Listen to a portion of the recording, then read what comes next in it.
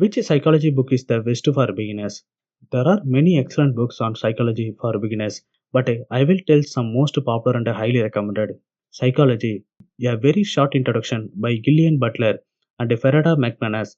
This book provides a concise and accessible introduction to key concepts and theories of psychology. The Happiness Hypothesis by Jonathan Haidt. This book explores the science of happiness and the factors that contribute to human flourishing. Thinking Fast and Slow by Daniel Henneman. This book offers a fascinating overview of the cognitive basis and the heuristics that influence our thinking and decision making. The Power of Habit by Charles Dick. This book examines the science of habit formation and provides practical strategies for changing our behavior. Flow, the Psychology of Optimal Experience by Migali Csikszentmihalyi.